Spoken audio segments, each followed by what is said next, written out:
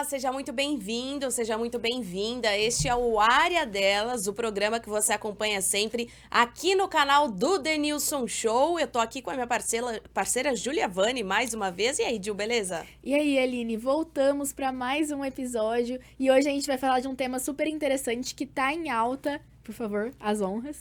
Muitas informações legais sobre esse tema daqui. Hoje a gente recebe o Eduardo Bartem, que é nascido no Rio de Janeiro, ele tem 28 anos, profissional de educação física e pós-graduado em futebol pela UFRJ, analista de desempenho pró da CBF Academy e tem passagens pelas categorias de base do Flamengo e do Osasco Audax. Além disso, ele é sócio fundador da Performa Sports, que é uma consultoria tática individual para atletas, e esse é o tema do nosso programa de hoje. Eduardo, seja bem-vindo aqui no Área Delas. E aí, Aline, tudo bem? Bom dia, Júlia. É um prazer estar aqui com vocês. Bom, vamos lá falar sobre esse tema que está em alta, né, muitas dúvidas surgem a partir disso, é uma área muito nova no futebol. A gente também entende que pouca gente compreende da melhor maneira como funciona esse trabalho com os atletas, né, se toca com o clube, como é que o atleta recebe isso, enfim. Então, eu espero esclarecer um pouquinho e contar também os casos, nossos exemplos com os clientes, enfim. Como é que você quis trabalhar com isso? Como isso começou na sua vida, a análise de desempenho? Bom, Alice, se eu te falar que sonhava em ser analista de desempenho, eu estaria mentindo. No meu currículo, você vê que eu me formei em educação física e quando eu me formei na faculdade, eu queria trabalhar com futebol. Então, futebol você tem vários caminhos para trabalhar, né? Eu queria fazer comunicação para trabalhar com futebol. Eu queria fazer medicina para trabalhar com futebol e terminei educação física para trabalhar com futebol. E dentro da futebol, né, são várias áreas, como eu falei. A área da preparação física nunca me encantou. E ao longo desse caminho, eu conheci a análise de desempenho a partir de amigos que estavam indo por essa área. Eu já gostava muito de ver jogo, acompanhar todo dia, toda hora. Me identifiquei e falei, ó, esse é um caminho que eu queria seguir. E aí, daí então, muita coisa aconteceu. E como é que foi esse começo para você? Porque agora você tem a empresa, né, a Perform Sports, e acredito que seja toda uma equipe, mas você começou sozinho? Como que foi crescer nesse meio? Bom, eu tenho uma página no Instagram, né, um canal, eu criei em 2018, muito nesse começo tudo de buscar conhecimento, de trocar ideias e tal, me relacionar com pessoas do meio. E a página cresceu de forma absurda, assim, hoje tem 176 mil seguidores. E isso deu uma visibilidade muito grande. A partir desse trabalho, me conectei com muitos analistas, jogadores, muitas pessoas do meio, né, de clube, etc. E eu conheci meus dois sócios, o Marcos e o Vicente, através da internet, dessa relação, desse networking que a gente cria. E a gente tinha uma ideia muito clara de que trabalhar em clube era algo que não nos encantava. Pelo salário que geralmente não costuma ser alto, pela demanda de trabalho que costuma ser muito grande, principalmente pela pressão externa, que hoje no futebol brasileiro é um fator que afasta demais. Né? Então, eu e meu sócio, nós tínhamos a mesma ideia, nós tínhamos os mesmos projetos assim, de trabalhar de forma independente, ele com os projetos dele, eu com os meus. E a gente já começou a fazer esse tipo de consultoria de forma individual. Então, eu tinha um atleta que eu ajudava, ele tinha um atleta que ele ajudava, até um dia que a gente sentou e falou, isso aqui é um negócio. A gente sabe que tem a demanda, a gente sabe que os atletas precisam, a gente sabe que eles estão buscando e que os clubes não estão conseguindo dar conta de tantos detalhes do jogo. Então, vamos nos juntar e vamos criar, vamos fazer isso de um negócio, né? Dessa ideia, vamos tornar um negócio.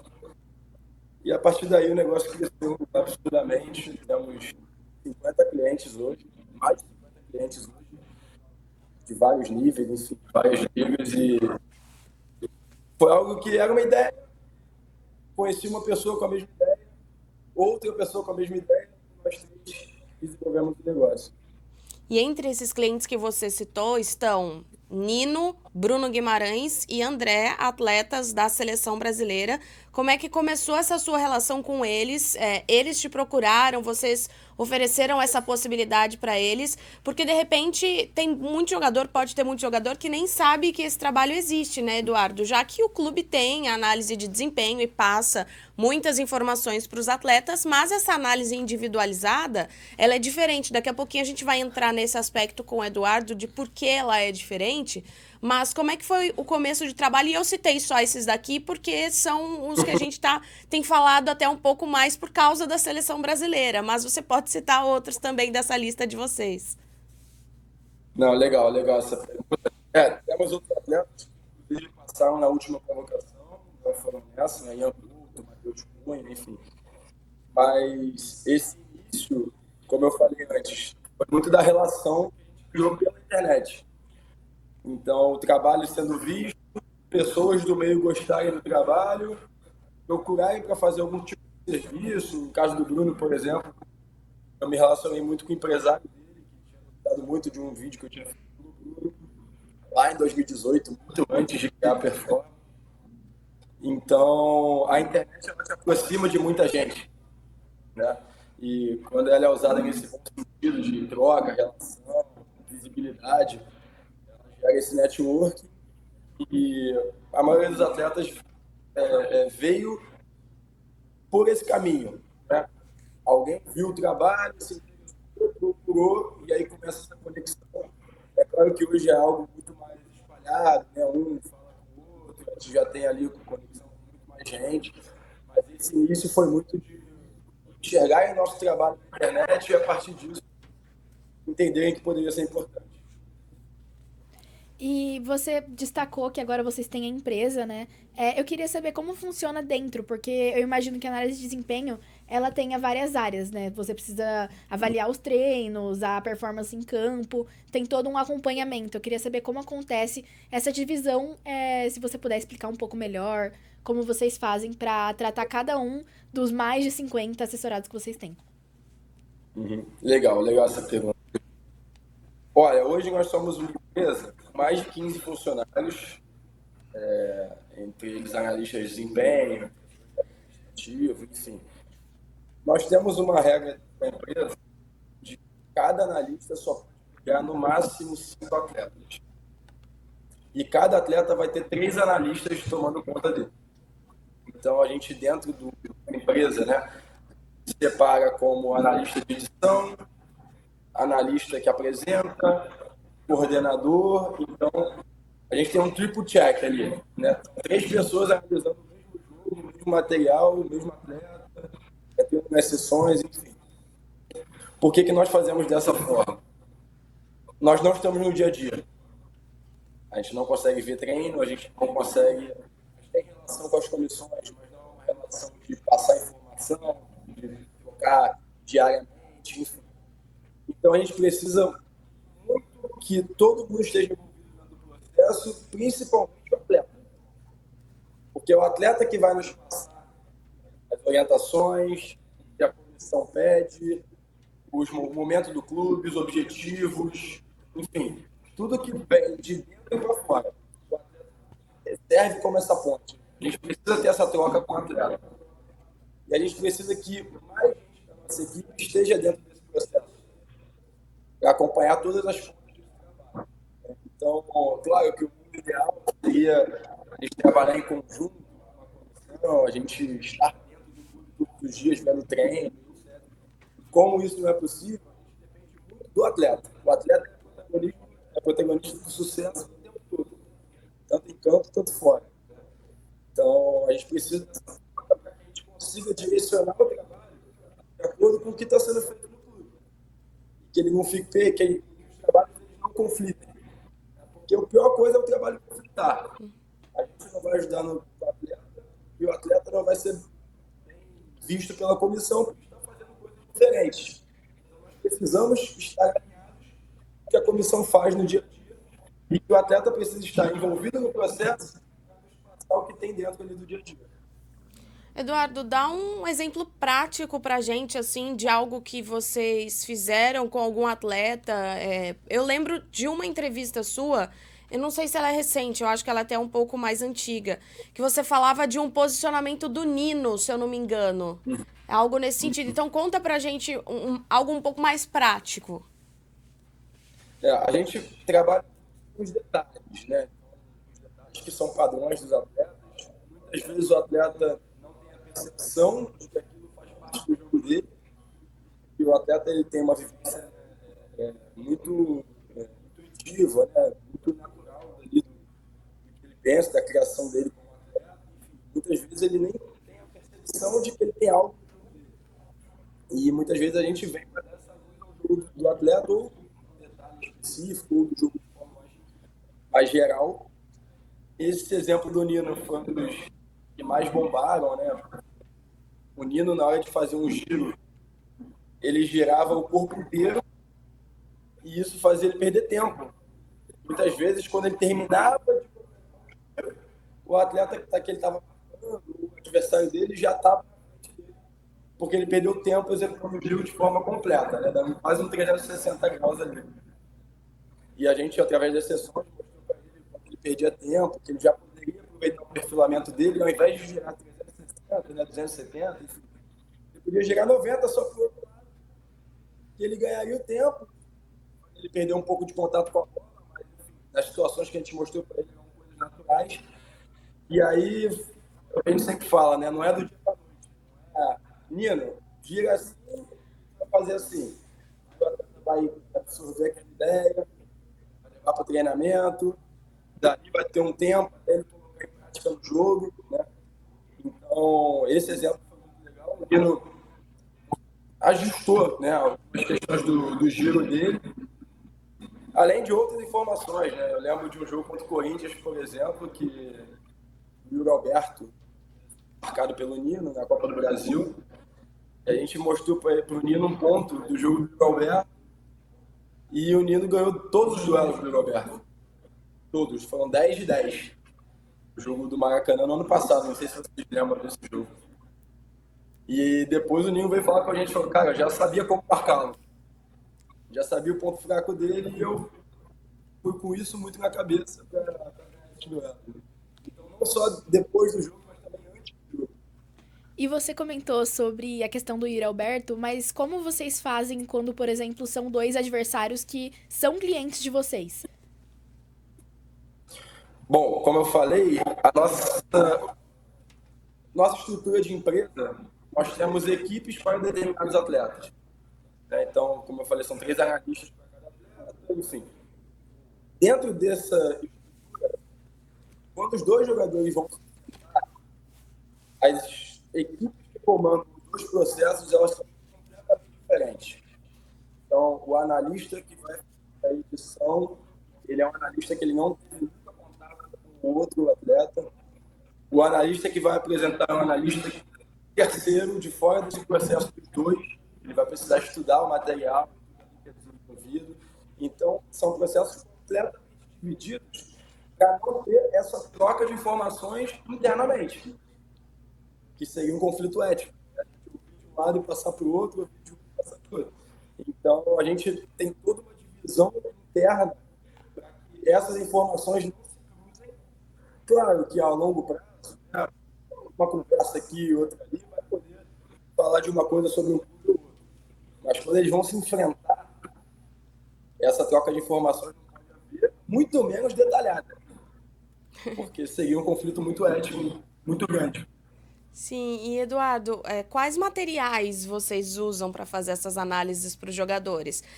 Antigamente, a gente tinha uma liberdade muito grande, nós jornalistas, de irmos até os treinos, porque os treinos eram abertos. Então, a quantidade de imagem que você podia fazer antes, imaginando até o mundo ideal, vocês poderiam mandar uma pessoa para acompanhar esse treinamento aberto. Só que a gente não vive mais nesse mundo com treinos abertos. Ou eles são raridade ou eles não existem. Então, vocês pegam materiais, ainda assim, da TV dos clubes, que acaba ajudando nessa garimpagem, ou só de jogos? Geralmente nós trabalhamos com as imagens dos jogos. que acontece no treinamento, alguns atletas, eles até têm a liberdade de enviar um material interno. Alguns clubes não têm o menor problema com isso, mas outros também já não preferem divulgar o material interno. Então, aí hoje a gente trabalha com imagem de jogos, ou algumas imagens complementares que o atleta nos passa. A gente também tem toda a liberdade para nos passar, mas com tantas... Hoje o jogo tem tantas câmeras, hoje o jogo está tão bem coberto, né? Os softwares de futebol, eles cobrem todas as ligas, todas as divisões, enfim. A gente tem praticamente todos os jogos de todos os atletas. Então, dificilmente a gente precisa de uma imagem complementar. Claro, quanto mais melhor sempre. Né? Se o atleta puder nos mandar a imagem de treinamento, ótimo. Mas não é algo tão relevante assim para a gente conseguir fazer os ajustes que a gente precisa. E você sente que ainda existe uma resistência, uma incerteza, tanto por parte dos atletas quanto dos clubes, em aceitar a análise de desempenho, porque é tudo muito recente, né? Eu acho que resistência é uma coisa natural no futebol há muito tempo, né? Desde os anos 90, 2000, enfim, em todas as áreas que são fora do futebol, de dentro do clube. Então, a gente já teve essa restrição com preparação física, nutricionista, fisioterapeuta, a própria imprensa, né? Assessora de imprensa, enfim. Sempre foi uma barreira por fora dentro dos clubes. Hoje a gente não tem nenhum tipo de resistência para trabalhar com nenhum atleta. Nunca teve, nunca tivemos problema com nenhuma comissão. E eu acho até que essa galera que veio antes, né, a preparação física, a nutrição, enfim, todas essas áreas que já são mais consolidadas, com serviços à parte, elas serviram para quebrar um pouco essa barreira e mudar um pouco a mentalidade dos clubes.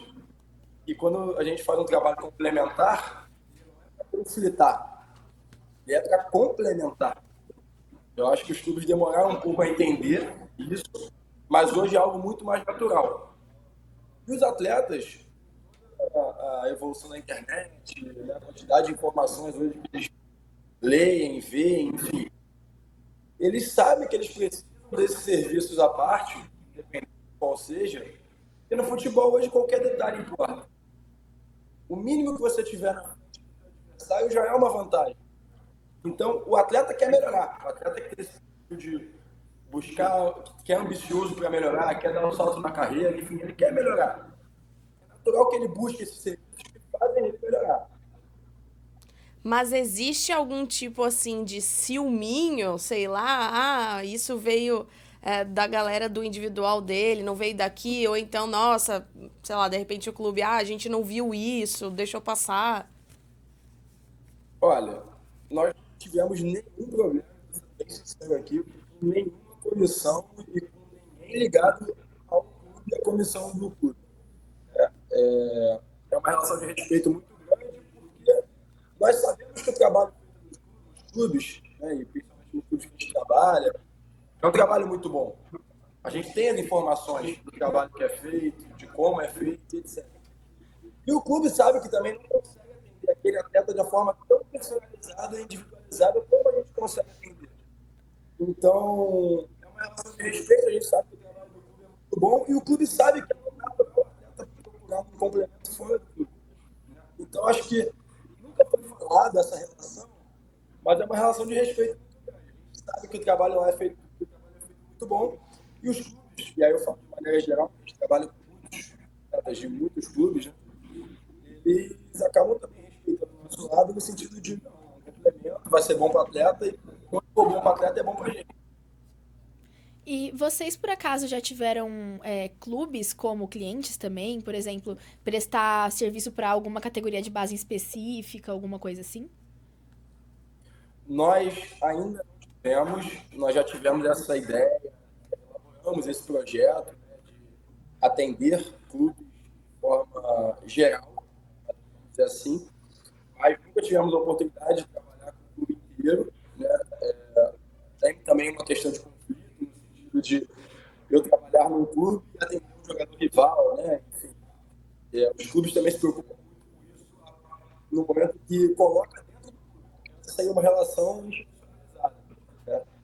Então, ainda acho que eles não enxergam muito dessa forma, mas a gente tem um projeto. A gente espera em breve colocar isso em prática da melhor maneira possível, da forma mais ética possível. Mas Quando... eu acho que é um caminho e daqui a pouco vamos buscar. E aí você teria que aumentar a sua empresa também, né? É. Esse é o grande desafio, né? Como a gente vai escalando e como a gente vai crescendo de acordo com as demandas que surgem. Mas a gente tem muito bem desenhado assim, nossos objetivos e acho que seria legal. E, Eduardo, falando do trabalho em si, quando um clube vai enfrentar o adversário em uma partida decisiva, algo assim, ele estuda bem o adversário, então vê vários vídeos. Eu me lembro, por exemplo, do São Paulo quando se classificou na Copa do Brasil, passando pelo Palmeiras, que o São Paulo falou que viu mais de 100 jogadas de cobrança de bola parada da equipe do Palmeiras. O trabalho de vocês, ele é de uma maneira um pouco diferente, mas vocês estudam jogo a jogo o adversário também? Como é que é esse acompanhamento? Sim, nós estudamos jogo a jogo, geralmente um recorte recente, que vai ali dizer uma ideia mais clara como o time está jogando. Enfim, o recorte recente ele é sempre mais fidedigno, né? A nossa diferença do material que o clube prepara geralmente para o nosso é que o clube ele foca muito na escala coletiva. Então, como você falou, né, as bolas paradas, como a equipe ataca, como a equipe defende, como a equipe transita, como a equipe se organiza, enfim. A gente precisa entender essa escala coletiva para conseguir interferir no individual, né? O jogo são 11 jogadores. Um atleta só, ele depende muito dos fatores coletivos que ali estão envolvidos. Então a gente precisa entender como é que aquele equipe joga, como é que aquela equipe se organiza também e como o clube faz. O nosso diferencial está na maneira que a gente vai disciplinar o adversário do atleta que vai jogar contra o nosso atleta. Então, como por exemplo aqui do Yuri Alberto, né? Quando a gente vai pré-jogo, que a gente chama de pré-jogo, pegar um atleta, a gente precisa entender quais os problemas que aquele adversário vai pegar no setor do nosso jogador, então, no caso zagueiro, né? Como aquela equipe ataca, o zagueiro é da direita ou da esquerda, os ataques acontecem mais de qual lado, quem infiltra, quais são os nossos maiores problemas, o que pode causar maiores problemas ali no nosso setor, e quem é aquele atleta de fato, né? Da mesma forma que a gente vai no detalhe do nosso atleta, a gente tem que ir com o adversário. Porque, como eu falei aqui, né, o jogador ele não entra cego no campo, ele já entra sabendo ali o que ele pode explorar. Mas, Aline, Júlia, assim, futebol, ele não tem receita de bolo. A gente pode passar para o nosso atleta que o adversário ele tem determinado ponto fraco, ou que ele não vai tão bem em determinada situação. E no jogo ali, na hora, muito rápido, no contexto que ele viveu, pode acabar acontecendo. Não tem o controle do jogo. Ele é 1 entre 22. Né? Então, a gente busca o maior conhecimento possível para esse jogador. Mas dizer o que vai acontecer seria muita pretensão nossa. E eu ia falar exatamente isso que você comentou, que o futebol é muito imprevisível, né? A gente não tem como garantir o que vai acontecer. Se, por exemplo, vai ter uma mudança na escalação de última hora, como você falou do Yuri Alberto, se ia ter outro jogador ali pro Nino marcar. E eu queria saber se vocês também participam dessa preparação pro jogador estar realmente preparado para lidar com as dificuldades do jogo e com as partes que ele não consegue antecipar.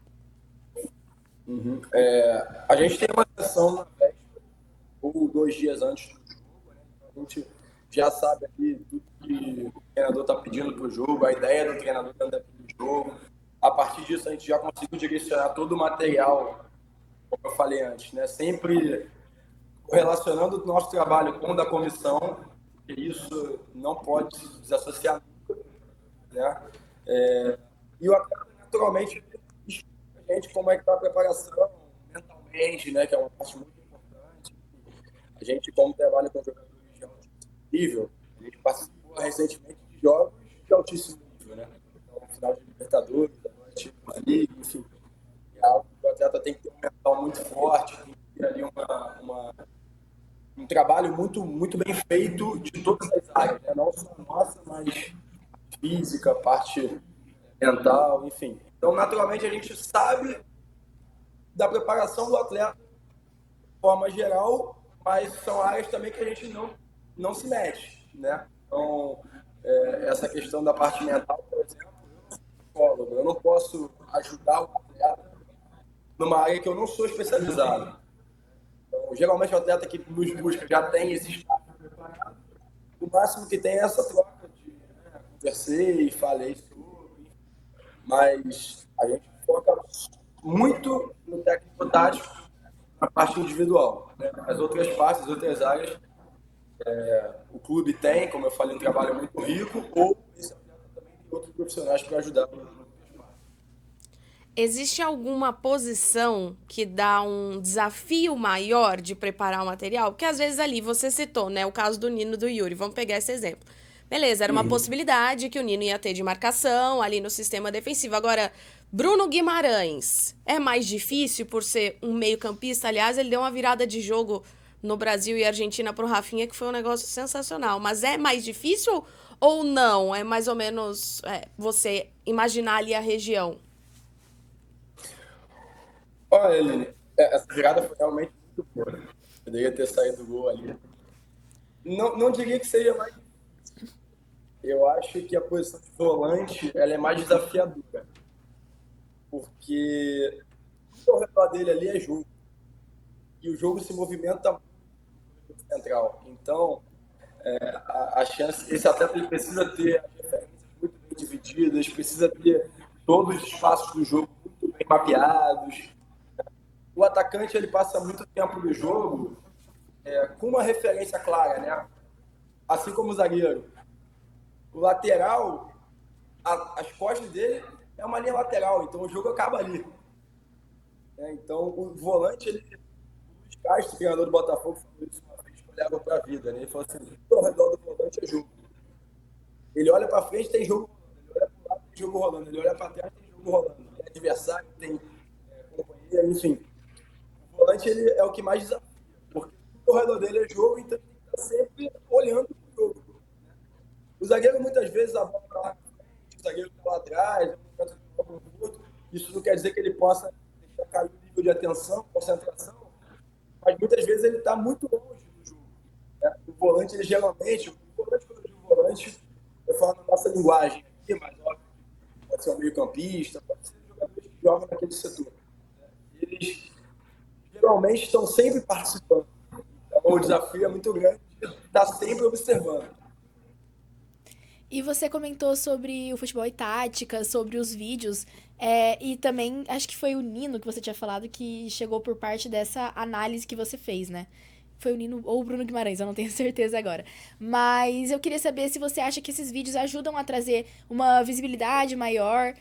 Eu vejo muita gente, às vezes, quando o pessoal posta vídeo de análise, falando que você tá entregando a tática do time pros adversários, como se os clubes não tivessem analista, né? Mas eu queria saber qual é o feedback que você recebe tanto por parte do público quanto por parte dos jogadores. Legal, legal. O futebol é tático, é um projeto, né, a parte da como eu falei, né, foi algo que eu queria ter essa troca com pessoas do meio, expor meu trabalho. Nunca tive nenhum tipo de problema e sempre fui visto, né, o trabalho sempre como algo muito positivo para os atletas que muitas vezes queriam entender algumas coisas do jogo e não tinha ali, né, uma consultoria ou não tinha ali alguém ao redor para debater sobre o jogo. Então, basicamente, o futebol é tática e o objetivo dele é trazer para o grande público, e esse grande público, né, vão entrar pessoas do meio, com certeza, clareza sobre cada situações do jogo. Eu não sou o cara de ficar analisando todos os jogos, expondo, porque uma equipe ganhou da outra. O meu trabalho não é feito nesse. Ele é muito de pegar situações específicas do jogo, né, entender quais detalhes foram importantes ali. O que é muito ligado à análise individual. A gente, quando vai fazer um ajuste com o atleta ou apresentar algum ponto para o atleta, né, a gente apresentar situações ali, como eu falei, o atleta muitas vezes age de forma instintiva, mas a gente começar a dar consciência e agir dessa forma. A gente, por exemplo, futsal. Né? Futsal é um esporte maravilhoso, é a base de muitos grandes jogadores do futebol de campo. Para mim, um esporte imprescindível na formação do futebol de campo. Né? Mas também tem o lado negativo. O futsal ele também dá muito difícil, né? De jogar em espaço curto, drible curto, resolver situações rápidas, e que muitas vezes no campo aberto, com muito mais espaço e etc., algumas situações do futsal podem fazer perder tempo, podem ser positivas. Então, o trabalho gira muito em dar consciência ao atleta como ele vai usar aquele recurso que ele tem. Né? A pisada na bola, muitas vezes vai ser boa para proteger, para temporizar, para segurar um pouco a jogada, mas muitas vezes ela vai te fazer perder tempo. Né? O espaço que está disponível, que você já pode dominar progredindo, e muitas vezes o atleta viciado em pisar na bola vai acabar executando algo natural do jogo dele. Então, o futebol tático ele serve muito para o grande público ter esse tipo de ideia, né? De reflexão. E existe idade que é melhor ter esse tipo de trabalho quando o jogador já é mais novo, mais velho, acaba ficando um pouco mais difícil porque talvez alguns vícios seja um pouco mais difícil de tirar desse jogador?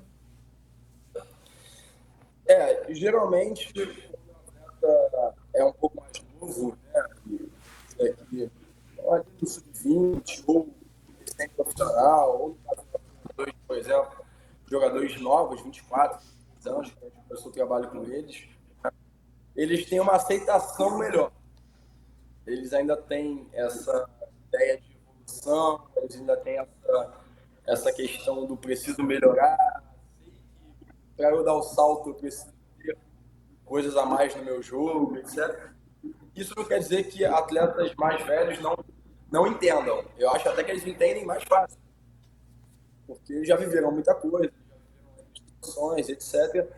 A dificuldade maior de atletas de 30 anos é que muitas vezes eles estão no estágio da carreira, eles não veem mais como necessário, né, ter esse tipo de evolução, ter esse tipo de trabalho pormenorizado, até porque a formação desses jogadores, vamos imaginar, há 10, 15 anos, não existia esse trabalho, não existia nem nada de desempenho, quando esses caras eram da base. Então, muitos, né, jogadores de gerações mais antigas, eles acabam não tendo tanto valor e como aquilo ali pode melhorá-los ou evoluir. Não são tantos jogadores que buscam esse tipo de trabalho. Né? A nova geração já vem com outra cabeça. Ela já vem formada no mundo da internet, no mundo em que as informações estão sendo trocadas a todo momento. Eles estão vendo exemplos de jogadores trabalhando, vem o Ronaldo, né, o Messi, a longevidade que esses jogadores têm através do trabalho, análise de desempenho a todo momento sendo cada vez mais influente nos clubes. Então já vem com uma cabeça de que eles entendem isso como uma recurso natural para melhorar. E melhorar é tudo que eles querem. Então, além de ter a maior aceitação dos mais novos, a geração tem um entendimento muito bom, porque não tem esses vícios que você... Mas acho que é também a cabeça, o perfil de jogador que estão formando agora é muito diferente do que formava há 10 anos. E dentro da Sim. empresa, vocês já passaram por algum processo de transição da base para o profissional com algum jogador? Como que funciona isso? Porque são jogos muito diferentes, né? Eu acho que muitas vezes a gente de fora não percebe o baque que é você ir de um sub-17, de um sub-20, direto para o profissional. E como vocês lidam com isso em apresentar esse novo perfil de jogo para os jogadores? É bem legal você falar, até porque a gente tá vivendo esse momento agora. A gente tem um atleta na portuguesa que reveza entre o sub-20 e o time profissional. Então, essa transição que você falou, ele tá quarta e domingo, né? Então, mais importante de tudo é entender o contexto. Eu sempre falo isso no futebol, o contexto sempre vai ser o mais importante. E a gente conseguir entender o contexto que ele está inserido, seja no sub-20, seja no profissional, vai nos fazer direcionar o processo dele da melhor forma. Então, claro que existem todas as diferenças entre o jogo da base e o jogo profissional. No sub-20, isso tende a ser um pouco menos visível, né? No sub-20 como eles sobem de uma futebol totalmente diferente, demora um pouquinho, né? Tem um tempo de adaptação ali até jogar no profissional. O nível de força é muito diferente, a velocidade do jogo é muito diferente, enfim, a forma como eles enfrentam, o nível de enfrentamento é muito diferente, né? Mas no contexto que esse atleta vive na base do profissional, entender as diferenças de um do outro de forma geral, primordial para a gente direcionar. Isso aqui está indo muito bem, mas nesse nível de enfrentamento, a gente precisa ter esse determinado ajuste aqui para conseguir ficar melhor, conseguir desempenhar melhor. Eduardo, para a gente finalizar, quem quer ser analista de desempenho? Você tem que entender muito assim de tática, ter esse olhar realmente, ou é algo que você consegue estudar e se aprofundar com o tempo e consegue se especializar? Independentemente de você ter o olhar, claro, você vai se especializar nisso, mas o que eu quero dizer é que às vezes as pessoas enxergam jogos de maneiras diferentes. E tem gente que consegue já ter esse olhar de uma maneira mais tática e técnica, e tem gente que não consegue. Para quem não consegue, é possível seguir esse caminho também? Olha, Linha, eu sempre acho que a análise de desempenho ela abrange muito, ela não é só também do jogo, ela pode ser análise de mercado, pode ser, enfim, tem outras áreas dentro da própria análise de desempenho. Sobre essa questão, né, das especializações, a especialização é sempre importante, você ouvir de pessoas do meio, você se conectar com pessoas do meio, você entender o jogo de forma geral, né? Mas o mais importante é ver jogo. Tem que assistir, tem que gostar de ver, né? E aí é uma coisa que eu falo muito, né? Quem trabalha com futebol é porque ama muito futebol. Porque se a gente fosse só trabalhar com futebol para ter uma vida boa, a gente não ia aguentar. Imagina que vocês também, da profissão de vocês, iam amar muito futebol para trabalhar, né? A quantidade as dificuldades normais, né? Futebol é um esporte muito popularizado, mas tem que gostar de ver jogo. Sentar, assistir, jogar, gostar de ver replay, gostar, estar no tempo livre vendo o jogo, porque também é um hobby, né? Isso aí vai se confundir muito.